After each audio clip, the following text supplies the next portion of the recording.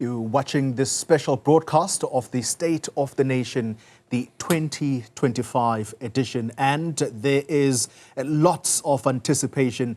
That picture live to you now coming from Cape Town. That is the picture of the City Hall, which has been converted for purposes of Parliament. Remember, the House, the usual House of Parliament, burning down, and that is still being fixed. And outside that particular building, well, there you see, it's also an opportunity to showcase fashion, absolutely. And that is indeed what this has become known as well, trying to promote as much as we can the people, the fashion designers that South Africa has come to be accustomed to. Well, Vuyo Mvogo is still there. Vuyo, good afternoon to you. Lots expected, and of course there are those who are going to want to inject their own expectations as to what they think the president should address.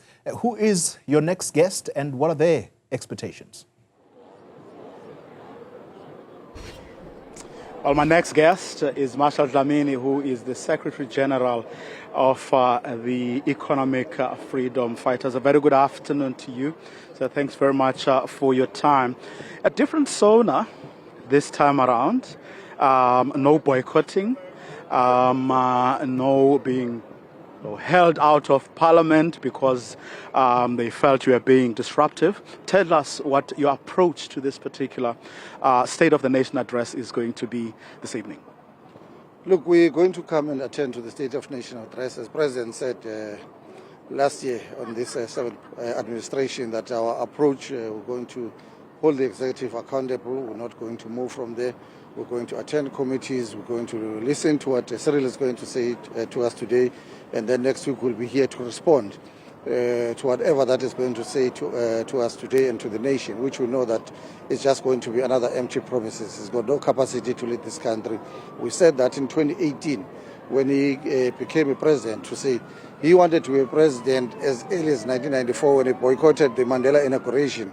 But he doesn't know what he wants to do with presidency. And 6 years later, we are vindicated. He doesn't know what he wants to do. And things are worse now. He was a president when he was running the full executive with the ANC. So now, what miracle can he do when he's running it with the opposition? Because he has lost power. So common sense dictates that we must be able to think and analyze as South Africans. This is a man who's saying to us, we gave him a car fully serviced to say, drive from here to Johannesburg alone. It's your car. And then he fails to get there. Then he comes back and says, no, if you can remove 2 wheels and borrow me some wheels from the other side, I can go there. There is nothing that he's going to do. He's going to keep lying to us. You remember that when he came here, he said to us, he had a lot of meetings, calling them investment summit. And then in 2022, even lied. He said in March, he has managed to raise about 330 billion rands through those useless investment summits of his.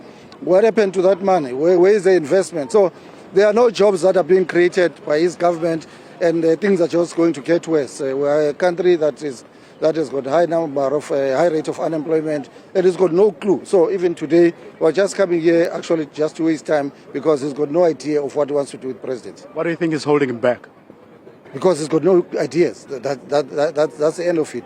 All of them as ANC, they've reached the dead end. They've got no ideas. They can't think, they can't come with new ideas of how to grow the economy. And we keep saying to them, the only solution is to industrialize. Go and build industries.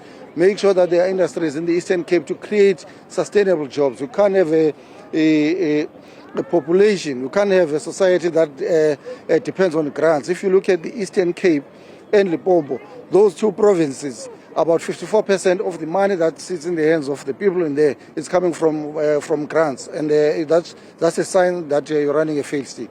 What then is going to be your role? Because obviously, certainly, as far as the people who elected you are concerned, you're not going to sit there and fold your arms or whinge and moan about what's going on in there. What are you going to do and how are you going to play that role which you've promised at least the people who voted you into power?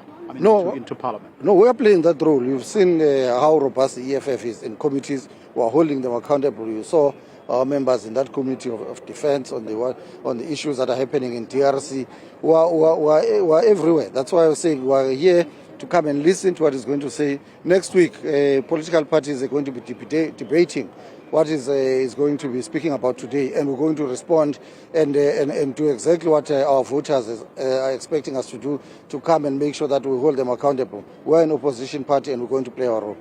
From everyone we've been speaking to this morning, just as a final point, there are fears that Donald Trump's comments may overshadow the speech, that the situation in the DRC may also overcome issues around expropriation, may also dominate to the expense of other socio-economic issues of the country. Your thoughts?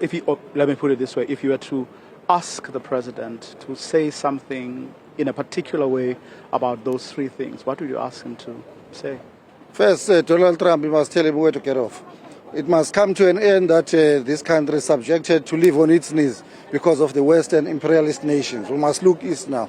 Must look at BRICS as partners who are going to respect this country. So Donald Trump, if he wants to disinvest or whatever that he is threatening to do with this country, he must tell him to go ahead. But when he's there, he must tell him that he must also remove these army bases that are all over the continent, so that at least we as a continent, as a country and the continent, we can be free from the imperialist nations that have been dominating and exploiting this country. There's nothing that we need to do. We need to move on. We need to commit to the people of South Africa. We need to prioritize the people of South Africa. We can't live like cowards, being threatened on a daily basis by people like Trump. His interest is the interest of people of America. Why can't we have our own interests where we say people of South Africa, people of the continent, they become a priority to us? That's what he needs to do. When it comes to the issue of DRC, they've failed, they've lied to us. They must bring our soldiers back as early as yesterday. In the committee, they said even those that have lost their lives, they'll be here in the country. We have not seen them. He must go, and that's why we call that. He must not bring these soldiers to come here and do the drilling. They must be sent to DRC to assist on evacuation of our soldiers so that we save those that are still alive. That's what needs to happen. On the issue of the Expropriation Act, it's a gimmick, it's a game. That Expropriation Act doesn't even get closer to addressing the issues of land reform in this country, because its preamble, it says that its preamble is Section 25, which it still talks about compensation. It still talks about Section 25, subsection 7, about the land that was taken up to 1913, but we all know that by 1913, 97% of the land was sitting in white hands. So it's a game, it's a gimmick. It won't take us to exactly what we need to do. We need to reject that, and we must come back, and EFF will do it, to come back and table a motion that we must expropriate South Africa's land without compensation in totality, and we must not be limited to days, and there must be no compensation for anyone. Marshall Dlamini, let me thank you very much for your time. He is, of course, the Secretary General of the EFF, but also one of its members of Parliament. William? William Vogo, thank you very much. Live for us outside Parliament ahead of that 7 o'clock hour. You want to stay with us because we're going to unpack a whole lot more, and we'll keep going back to Vuyo and our team in Cape Town.